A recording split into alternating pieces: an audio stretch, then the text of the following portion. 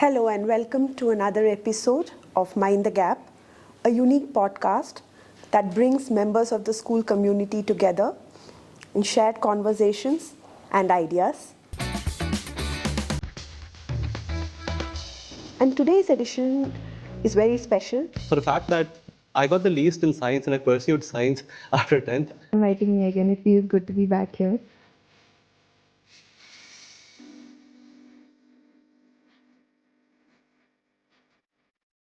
It's that line in that movie, when a new child is born, new parents are also born. I think WGS provided me a lot of opportunities, and one of the major ones that have helped me a lot also in law school has been World Scholars Cup. As Alpit said, even we didn't have, that he will make through IIT or JEE, really, right? We asked during that time, do you want to take break? If you want, I will talk to your ma'am.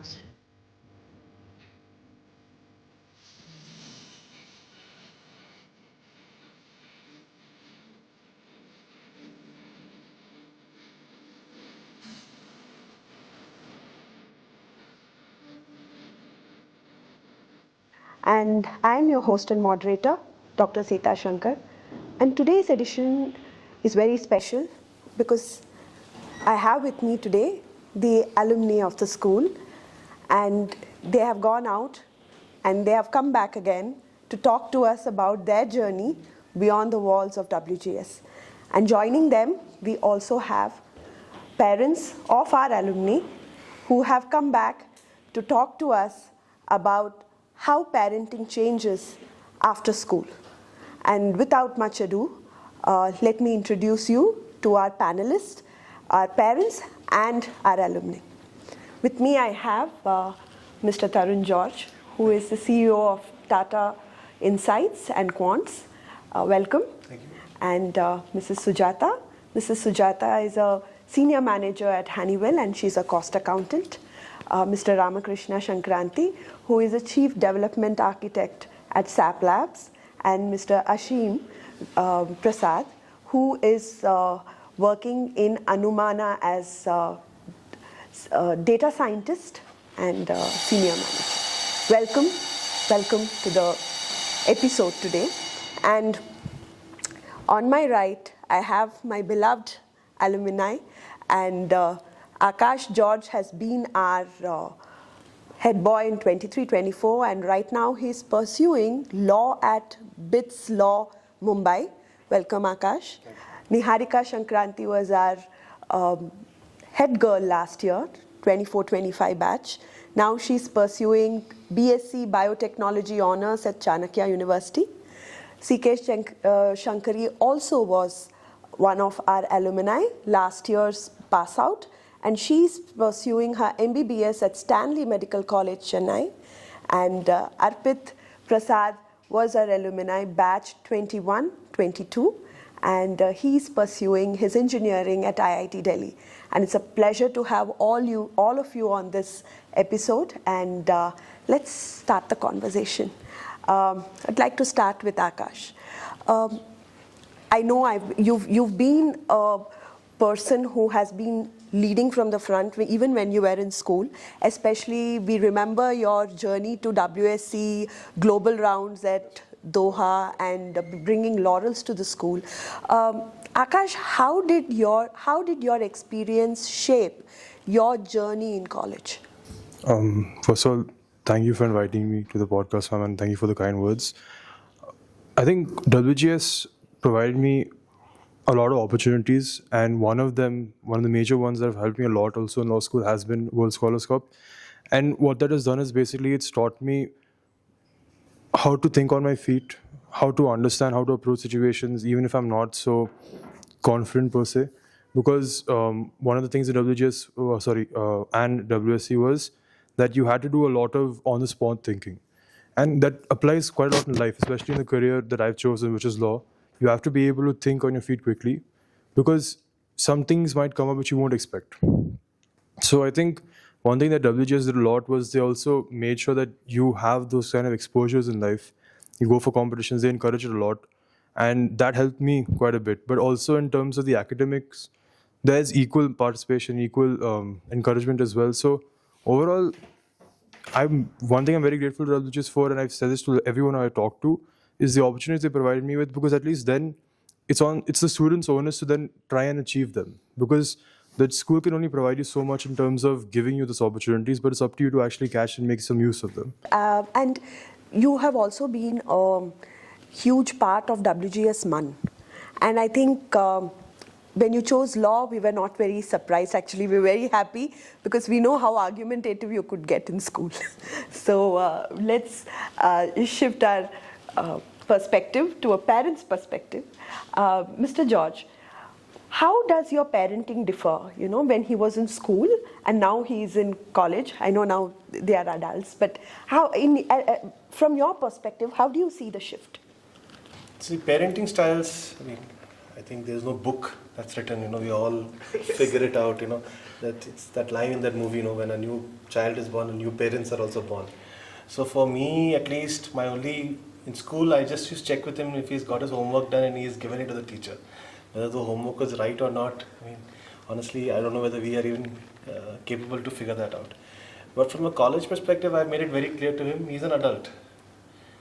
Now he needs to take care of himself. And what we as parents can only do is ensure that the opportunities are, provided. And they have to figure out what they want to do with life and then move forward in that direction. So many people look at me and say, Tarun, that's a very hands-off approach. I said, no, it's actually a very hands-on approach, because you're actually giving responsibility to them. And you're also hoping that when they have some difficulty or they need some advice, they can come back and ask, right? And that's what we hope and pray. And then we take it one step at a time. I'll bring in Niharika here. Niharika, you were the managing editor of Voyages, that is a school in-house magazine. And that's the first year we had actually started. And before that also you were a part of the school editorial, right? So how is that experience helping you in college? Thank you for inviting me again. It feels good to be back here. So editorial skills are very essential even while writing answers. And being part of the biotech batch, I have to write long answers, trying to prove that my approach is right. And we're also reading many research papers. And during this editorial experience, I was introduced to many new words and where I can use them in a different way. So reading research papers can be tough when you're not well versed with the language. So that helped me a lot. And also when I'm trying to express my answer to a teacher, he finds it very easy when I express it because I use a better language, a more formal language. So it definitely helped me in my college. Mr. Shankranti, so now Niharika is in college. What can you attribute two things that WGS has worked on when Niharika is concerned? So at least my observation is that I think every child is born with so many qualities which are inherent, okay, but the surroundings, okay, whether it is school or home, okay, the kind of exposure we give it to them, those inherent qualities will come out, okay. So first thing that I see is that the situational leadership qualities, okay, they were improved a lot when she was in the school, okay. When I say now when I talk to her in college, right, okay, now these are all the Gen Z or Gen Alpha kids, right, so they have, because you're out of college, school, and then you have so lot of freedom, they tend to be even when we were in college we were like that, okay, that maybe I want to spend more time in hostel than school or whatever. But what I see is that she is able to motivate the friends where maybe yes, we will definitely spend time leisurely or whatever, but we wanted to attend our classes and then complete our assignments or whatever. That's what I feel when I talk to her. She used to say maybe I'm just taking them to this class. Maybe we were only 4 or 5, but everybody else is not there, something like that. But that's what I feel like. Some of those qualities which were actually inculcated in the school will definitely help them in their wherever it is. Okay, because out of the school you are in the life. Okay, then that is where you have to demonstrate your skills. So true. And actually whatever you pointed out, saying that there are so many things that they learn which at that point of time you don't know how they are going to utilize it in their life forward. On that note, I think Shankari is one such student who represented the school, and she went to Texas, Houston, Alabama, yeah, for a NASA camp that was conducted in the US, and she made us all proud. She's also somebody who was a part of the boot camp with AI boot camp. I think you were one of the students who was working with the AI part of the things. And now you're a medical student. So how are those experiences in engineering and science helping you in your medical college? I think the engineering aspect is very important because nowadays everyone is saying that AI will replace all jobs and everything. So it's very important to understand the importance and also think about how your job can actually be replaced and use AI correctly at the same time. And I think staying in medical school, it's about the simple things, paying attention in class, staying disciplined and all that. And that is something I always learned from WGS. That's one important thing I learned here. And coming to the engineering aspect, STEM-based learning and all, mainly when I went to the US Space and Rocket Center, mainly we had a lot of team-based activities and all of that. So I am introverted by nature, and it was very difficult to take up a leadership role or anything. And when I joined here in ninth, we had a lot of projects, online project-based learning, ISA projects, and so many other things. So that experience helped me there as well to act as a leader and guide others at the same time, take orders and follow the instructions and everything, do the work accordingly. And in medical school, of course, the biology we study in medical school is very different from what you study in 12th grade. So using AI actually helps a lot because if I just take a picture of my textbook and send it to ChatGPT, it'll simplify it and give it to me. So that is something I learned. And coming to the engineering aspect, we had a lot of projects back in the USSRC where we worked on a lot of coding, Raspberry Pi, etc. That is not very relevant right now, but still you can use it in terms of biotechnology and biomedical science. Mrs. Sujata, you are a cost accountant and you are completely into the commerce background is what I presume. And she is a science student and she's been brilliant in science. How were you able to support her and what was your mantra in supporting Shankari? In fact, honestly speaking, right, though you might think I'm a commerce background, no, it's not true actually. Though I'm a cost accountant, I did my BSc Mathematics. Oh. In fact, I studied in Ethrach College over there. That time this ICW Institute was very close to our college, and the commerce head of the department, she came to us and told us, like, compared to commerce students, like BSc Max students who enroll, clear this exam very quickly, she said. And in fact, I am very good at logical thinking and I don't like mostly like studying theory, all that actually. Therefore, over here, this costing, accounting, all that helped me, like actually I was able to score well and complete it. And in fact, the current role which I play in my office as well, it's more around numbers, looking into the details of it, scenario-based analysis, all that. Therefore, that helps. And again, when I come, I would say like I'm gifted to like be the mother of like Shankari, like she's very disciplined, and to be honest, like from childhood I've never had a chance to like teach her also, like starting from like ABCD also I have not taught her, I would say. I got her that instrument actually, Orpat it is called actually, wherein when you press that it will tell the letters, all the alphabets, spellings, everything. She learned through that actually. And again the school also, I'm very happy, like I put her in, we had put her in during 9th grade in the school actually. Initially when we just put her, okay, we thought, in fact I put her in the school mainly for the reason of Sanskrit, like she had studied second language as Sanskrit. And once I entered the school, school really managed very well, because 9th grade when we joined, it was just COVID time. And school managed really very well, I would say, appreciate. And the teams, in fact, even in office, we use this Teams, MS Teams, all that, right? Few of the features I used to ask her actually, because they were more advanced, I would say. School was more advanced over there. And I would really appreciate actually. And even that recordings, like where the students can go back, check all those, and the guidance from the teachers, it was really good. And again, like when you say, like, I like little bit, she used to reach out to me for maths or science concepts part of it, which I used to guide her actually. So it's so nice to hear a proud parent talk about their child like this. And I know that, a lot of effort goes in parenting, especially the ages between the transition age between the high school and the college is the time where there are a lot of doubts and a lot of, questions about which college would I go to and how would I go to? And I'm so happy that all of you have transitioned so well. So I'd like to bring in Arpit over here. This IIT are the mecca of all JEE aspirants, right? That's the ultimate goal.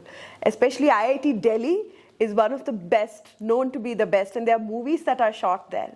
And how did you do it? I mean, what inspired you to go there and what propelled you to work? And is it true that you need to have 16 hours of study and 18 hours of study to get there? So, first of all, thank you for inviting me here. I would like to start by saying that I was not always very smart. When I joined here, I feel like I was average, around the middle of the class. But eventually, the school actually helped me quite a lot to grow. And it was around in 10th grade where, in fact, for a fact that I got the least in science and I pursued science after 10th. But the problem is, I liked what I was doing. I was always interested in science. So in 11th, I did not even think about IIT because I knew I wouldn't get it. But eventually, I started to see a lot of things in physics and math, not necessarily in chemistry, but like in physics and math, I could see equations very differently, and I could think them in a very different sense than what other people could. And I used to have a lot of time with my friends. I think friends in WGS it played a very, very big role in my life. And yes, talking about the number of hours, I really don't think that's true. I did not spend 16 hours, although I would like to say that whenever I got time and whenever I, I did not have anything to do, I would just keep studying. And in fact, in 10th itself, I think I got less in science because I started studying more for engineering perspective concepts. Uh, but yes, one thing that I saw within myself was I had a lot of perseverance. I never gave up if I was not able to solve a problem. I never left around just quitting very early. I still remember there was a very difficult book called Erodov, and we used to solve it all together. I still remember I used to sit with a question for nearly 5 days continuously, even if I was not able to solve it. But after the fifth day, when I get the answer, I used to feel very, very happy. And yes, all these skills I think I've inculcated from the school, starting from I think fifth grade when I joined the school and I started getting into music. I was very consistent with music as well. All these little habits around that I cultivated in school has helped me thoroughly in my JE days. I think, something that you really put it very succinctly is perseverance and resilience. And you said for 5 days you would work on something, even though that never give up attitude, I think, is what takes you far. And that's what we see in you as a testimony. Mr. Ashim, both your children are in IIT. I think Anika is in Kanpur and Arpit is in Delhi, if I'm not wrong. Yes. So what is there in the water of your house? Jokes apart, I would like to ask you, as parents, have you been talking to them regularly about this, or was there some kind of a push or initiative taken by you and your family to ensure that they reach where they want to go? As Arpit said, even we didn't had that he will make through IIT or JEE really, right? Till he went, so only in class 12th we realized that he may be able to do it. Okay, and I remember him telling me after 10th, he said that he got the lowest, right? He coming and telling me, look, I don't like this. I went and gave exams without knowing things. And I really hate it that I don't know things. And that was the time when I said, good, now you go and, learn things, right? Anika was more like following brother's footsteps, really, right? My brother has done, I will also like to do so. But there was no push from our side as such, So, but as parents, what were your aspirations for them? See, to both the kids, we have been always telling that gain knowledge and gain skills. Don't go after degrees and things like that. That is what is going to help. So if you pursue those, other things will follow. Everything will follow. And that is what luckily has happened for us. So I think this is the summary of the Three Idiots movie that you follow, look for success and look for excellence, and success will follow. Everything will Right? Yes, that's a wonderful thought. But I want to ask Niharika something. You've just passed out. This is 1 year since you've been in college now. If you were given a chance to do something differently in school, like if you were given a chance to focus on something differently, what would you do and why? In the initial part of 12th, I guess I lost my balance between studies and my duties as the head girl that my parents kept reminding me of. And they were really good at it because I regained balance in when it was actually necessary during my pre-boards. So I should give credit to my parents for that. But I think it would have been better if I was able to balance studies in the initial part. It is difficult because 12th science is difficult. They teach all the theory concepts in the beginning, and rest of it is just application. You cannot apply if you don't know the theory. So when Niharika was going through this dilemma, what was your approach? How did you bring her back on track, or how did it work in the family dynamics? I think as sir mentioned, right, like maybe now when somebody is in college, he's adult and he will be able to take care of, but maybe he would have definitely had some guardrails. It's not like he was just leaving them alone. Maybe they are not visible to everybody, we only see them. Okay, that's what is the approach that we followed as parents. So from the beginning, like, I think we know her, she is good at those extracurricular activities or these leadership things. Okay, so we wanted to give her some time.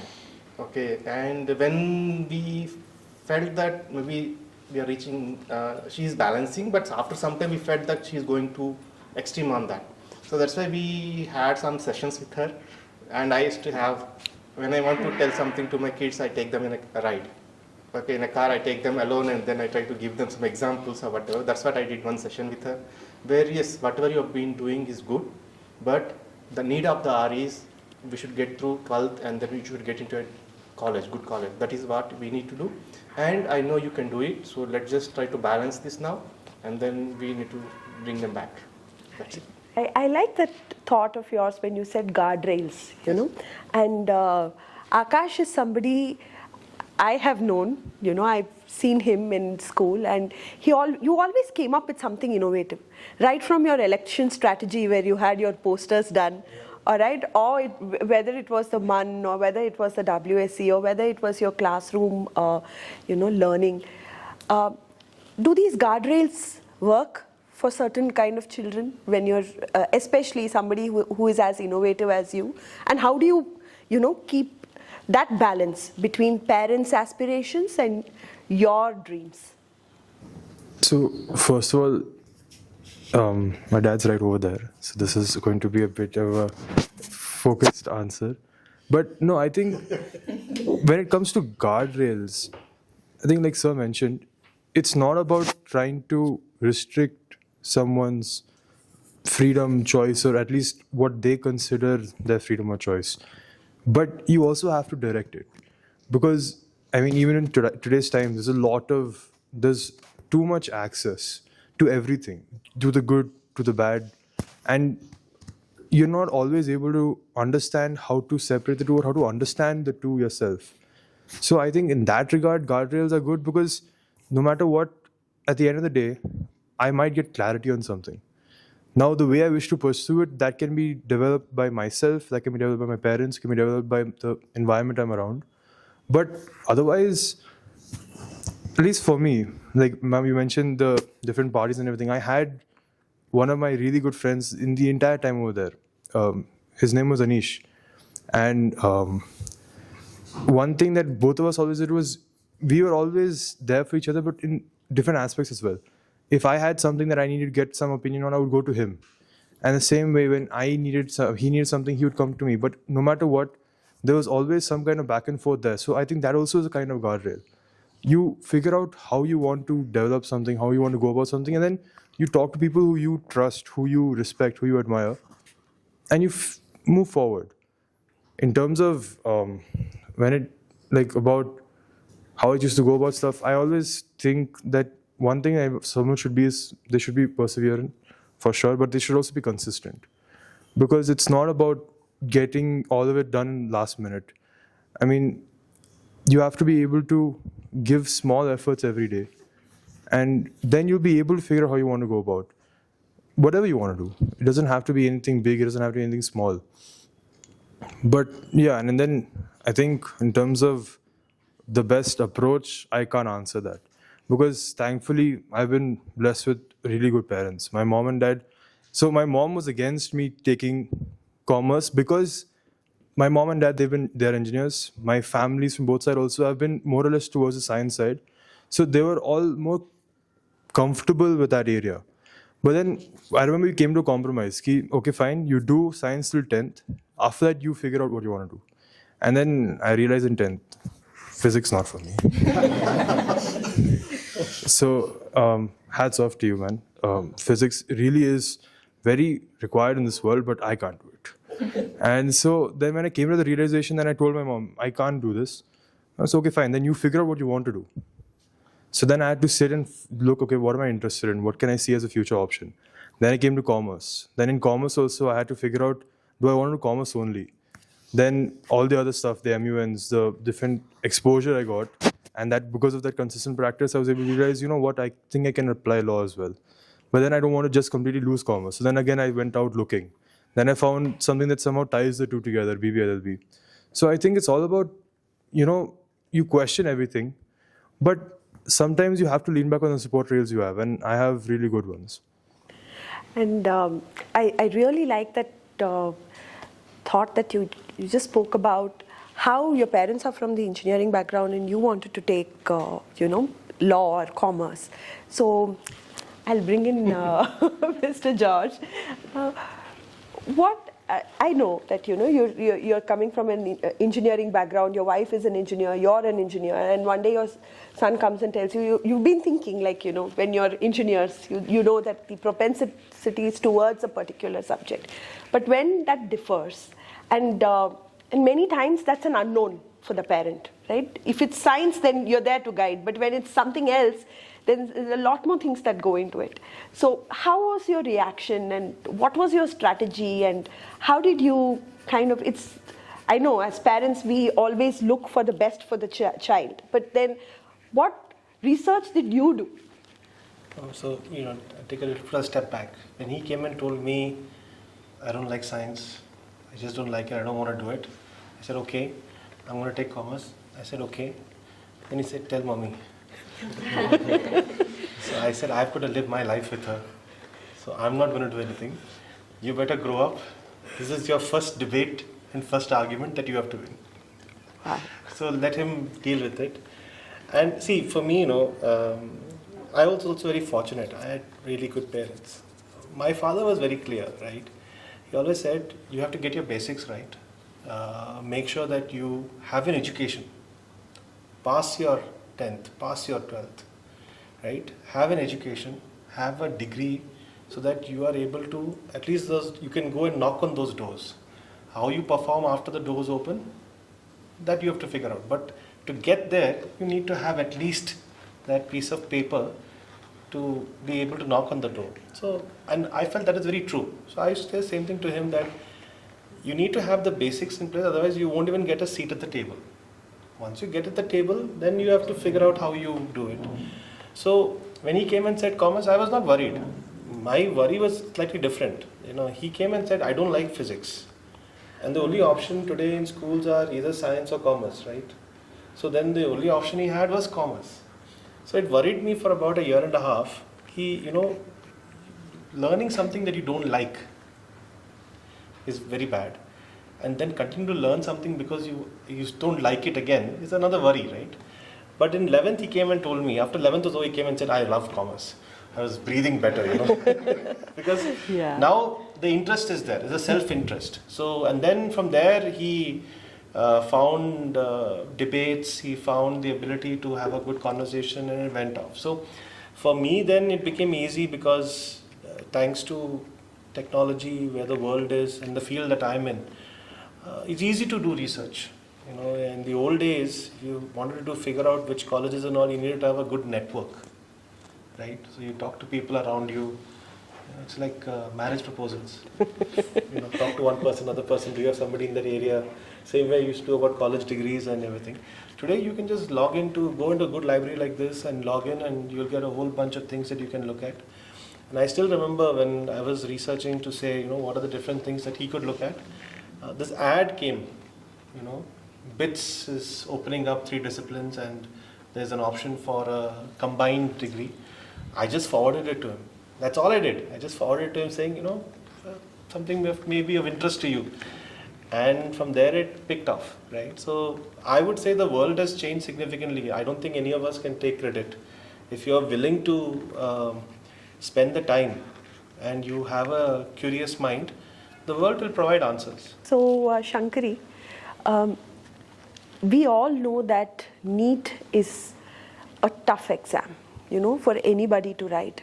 And especially when there are so many students competing for the best colleges and so many students competing to become doctors. When did you want to become a doctor from? I mean, was it a childhood dream? What inspired you to get into this field? For me personally, I won't say childhood dream. Usually people say, I want to be a doctor from my childhood. For me, it was not like that. For me, I liked biology from the beginning. When I came to 9th and 10th, somehow I'm like, okay, I don't want to do engineering. I saw my sister doing engineering. I'm like, no, I don't want to do engineering. And I was interested in science. I'm like, okay, the other option is medicine. It's not like it's very passionate, I have to become it. It was not like that. I'm like, okay, fine, now biology is a thing. So yeah, doctor, that's the next thing. That's what I thought. And my parents, my family, they never forced me to do anything. They always asked, what do you want to do? And do whatever you want to do at the end of the day. And when I told I'll pick medicine, they were like, yeah, okay, go ahead. Because I felt they were like, okay, fine, she might be able to do it. They had that confidence maybe. And my parents always told, okay, now we've picked it. NEET is difficult. So now you've picked it, then you have to give all the required efforts for it. And they always supported me no matter what happened throughout my 11th and 12th grade. And whenever I came with less scores also, they're like, it's okay. There's no problem in it. And I think the main thing is consistency is something that you need to have. And the subjects, yes, when you come to 11th, the subjects are very difficult suddenly. Physics is very hard suddenly. And I was also a maths student. I picked PCMB. So I had maths and biology. Maths was completely through school I focused on. For the other 3 subjects, yes, it was pretty difficult for NEET. But the thing is, studying every day, little by little, making sure I understand the concepts clearly is what helped me finally. And yeah, practice again. You have to keep revising what you already studied. And when I came to 12th, I forgot what I studied in 11th. I'm like, okay, what's happening? Then I took some time out and then I sat with everybody and told that I would need some time to prepare everything perfectly. That's what I did finally. And yeah, it worked out at the end of the day. So, Shankari sings and she's a singer. How was she able to balance that, and were you able to, put that into her some kind of a hobby, some kind of a break a child requires when so much of studies goes on? From first standard, she's learning Carnatic music. In fact, even now she's continuing that. Ma'am was in Bangalore initially, but she moved to Chennai. But still, she continued with online classes. Even in her 12th grade, she said, no, ma, I want to continue. In fact, we asked during that time, do you want to take break? If you want, I will talk to your ma'am. But she said, no, it gives me that, to come back again to studies. It's motivating me also, it's making me do good in my studies also. Therefore, she was able to manage well actually. She sings really well. She has a very good voice. Yeah, and as she mentioned about consistency, right? She does that actually, I would say. And in fact, she doesn't wake up too early or she doesn't do late night studies. Daily, if you see, from childhood, she's very good at it actually, managing things. And she was learning drawing also. But again, the drawing alone, in between, she left it off because we couldn't pursue that. But singing, she's still doing that actually, which is really good, I would say. So we are breaking so many myths here where, whenever I see the 9th, 10th, 11th, 12th, ma'am, I have to study till 11:30. I have quit football or cricket or, I've quit doing what I really love to do because I want to get to the college of my choice. So today's discussion brings this onto the table that it's not required that you relinquish everything that's good in your life and only put studies on the front burner to get into the good colleges. right? So it's all about how you manage your time and how consistently you work. So, Arpit, so you were saying that in your last conversation that you're talking about, you were not so good in science, but then in 11th and 12th, you developed a kind of, how much of this is influenced by friends, teachers, and school? And I also want to add, did you go to a tutorial or an extra coaching for getting into the college of your choice? Yes. So for the first question, I think friends and teachers matter a lot. I was in ninth grade here, and I think my Hindi teacher was Sanju ma'am. So she made me realize that I could think very differently from the crowd, and it was not for fact for math equations or like physics equations. I used to give descriptions of Hindi poetry. So I think that's when she made me realize that I can see things differently and start from where people don't start. That's what she told me that time. And I felt very happy. And when I started looking into myself with that aspect and went broader and came to physics and math, so that built on. So teachers are very, very essential, very, very essential part for my growth. And talking about friends, I think 11th, I used to study. I kept studying throughout the day. My friends also saw me studying all the day long. But I was really never confident. Even I remember after I completed my JEE Advanced exam, I came back home. I was pretty sure I was not going to go anywhere. I thought almost all of my hard work has gone to waste. But my friends, they were so confident about me that they had more confidence than I had. They were like, "You do not have to worry about anything. I'm pretty sure you'll get through." But yes, my friends kept supporting me throughout the journey. I was very fortunate to find very good friends, a peer group with me. And all of them had very different habits. So I used to be in touch with people who played football a lot. And I used to play football quite a lot in school. They kept teaching me football as well. And I was participating in a lot of music competitions. And yes, of course, Hindi poetry. I really enjoyed it. Yeah. Wow. So who would draw a parallel between Hindi poetry and physics and getting into IIT? I think, there is a connection everywhere, and WGS very strongly believes in interdisciplinary learning, where, through one subject we teach the other. I am so glad that you brought that into the conversation today.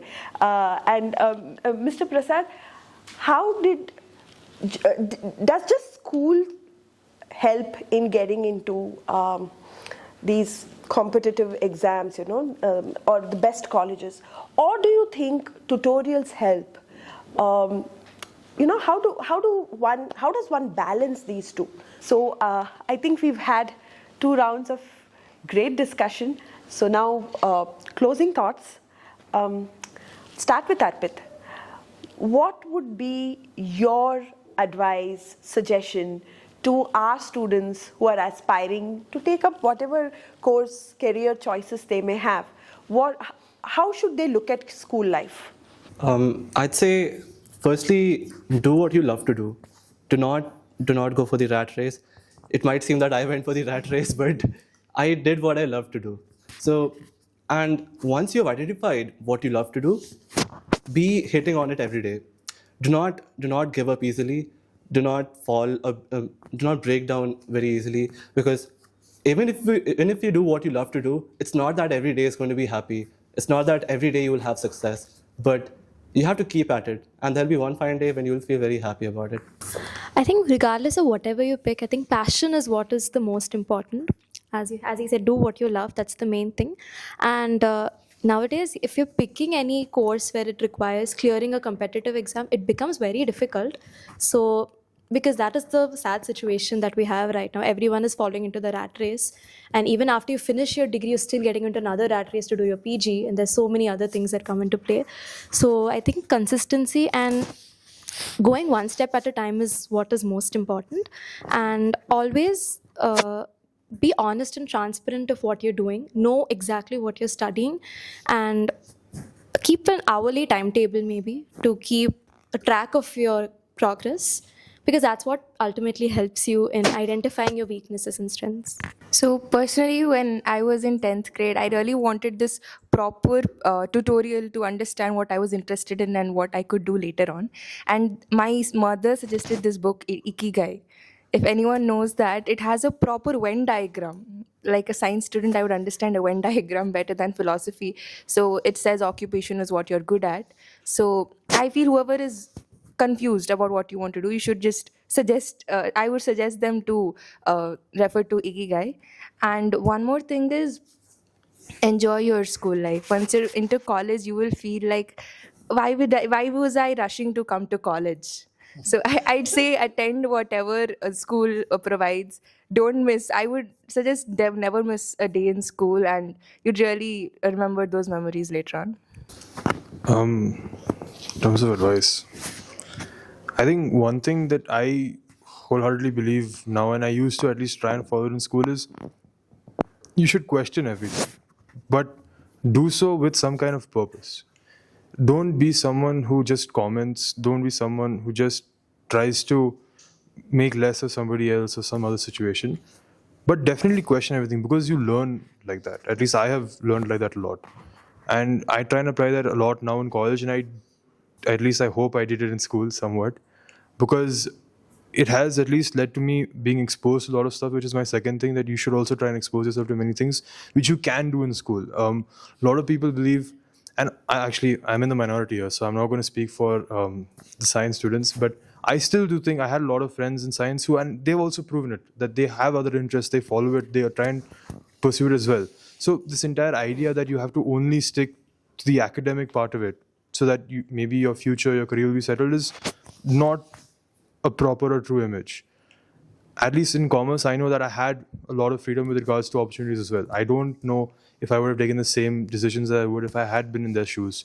But I do know that no matter what, one thing the four of us have done is that we have gone and we have done what we liked. And I think that is why even today, where we come back here, because we do enjoy speaking about it. It feels nice.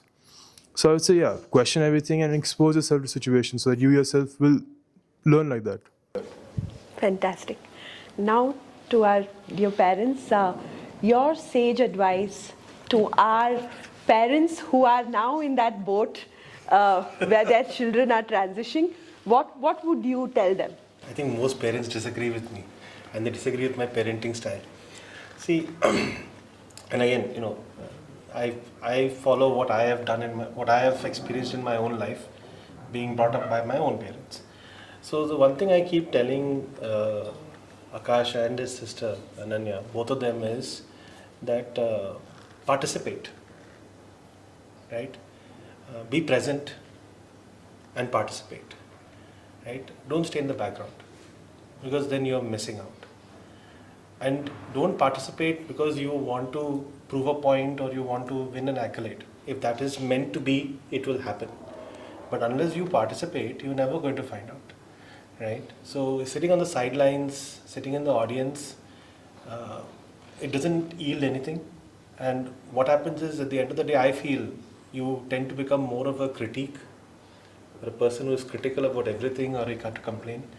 Whereas when you participate, you may fail, but at least you participated and you figured out whether you like it or not. So I keep pushing him and his sister, saying, put yourself out there, be present and participate, and then the rest of the things will figure itself out. And at some point in time, you will also realize that, you know what, you tried. Right? Don't say no to everything. In fact, I think you should keep that word outside of your vocabulary, right? Think before you say yes, of course. Don't just say yes to, say no to drugs, of course, for sure. Right? My point is that, keep that word out of the vocabulary. Look at something, try to see whether it's something that you want to participate in, put yourself out there, check it out, look at it, figure it out, and keep moving forward. And I think in the long run, you will be quite happy, because you have tried those different things and you have realized what works for you, what doesn't work for you, and then you've made a decision, right? And you will be also stronger for it, and you will be also able to help others, because now you've done it yourself. You have an opportunity to be able to pass on that. But I think most parents don't agree with me. Give your child the freedom, I would say, actually, whatever they want to achieve in life, right? Just give it's not like totally freedom also, like being with them, understanding what they want to do and be supportive of that. That is what is required, I feel, as a parent, we should do. Like as she mentioned, okay, we should let them enjoy what they are doing, okay, and we should actually let them know that the importance of fundamentals on anything, okay. So it's not like you have to go there and then do what, but it's not like maybe you don't know what happens. Today it might be one exam is going to be important and everybody is going there, but tomorrow it might be different, right? So that's where we should give importance to fundamentals. What I feel is like, suppose if you know how to cook rice well, okay, you can prepare any fried rice or puliyogara, whatever. But if you don't know how to cook rice well, then it's very difficult. That's why you should concentrate on fundamentals. That is a key aspect, I feel. I feel, as a parent, we should be supportive to the kids, and there's no right or wrong decision, and life is really long. Even if you make a decision which is wrong for you, you can always course correct. Like for my daughter, for example, till class 11 she enrolled for bio, and she wanted to give NEET and get into medical, but then she changed her mind. Okay, and we just said, yeah, you want to do that. The only thing is we want to understand what are the reasons behind that change, and it looks good to us. Please go ahead and do that, right? And to both the kids, I've been giving one example. We work closely with Mayo Clinic US. The head of cardiologist, his name is Dr. Fredman. He had done electrical engineering. After electrical engineering, he did his MBBS equivalent in US and became MD, and then he became head of cardiology, right? So people course correct at that level, really, right? Okay, so there's no right wrong. You can always correct it even if it is wrong, right? Wonderful, wonderful thoughts today, and I think this is a treasure to hear from all of you, and I really hope our viewers, understand and take some, bits out of this and, apply it in their lives. Like I always say, at WGS we take the middle path. It's all about balance. It's not just purely academics, or it's not just purely co-curricular and extracurricular. Our leaders have been learners here before, and today alumni are sitting right next to us and talking about their journey outside the walls of WGS, and we couldn't be more proud. And they are students who have been with us over a period of time, and they've gone out now and they are shining brightly, and all our blessings to them. And this is what we want. And another thing that this entire conversation highlights is that behind every successful child is a parent who is supportive, is a parent who's always there for their child, who's ready to listen to them and give them their advice. And the school will be there always. The school will always lend its guidance. The school teachers and their peers will always be there with them as a whole community. But what is very important for the entire school community to remember is that this is not one man's job. Or they say it takes a village to raise a child. And that's true. It takes an entire community to raise leaders like them. So on that note, until next time, mind the gap.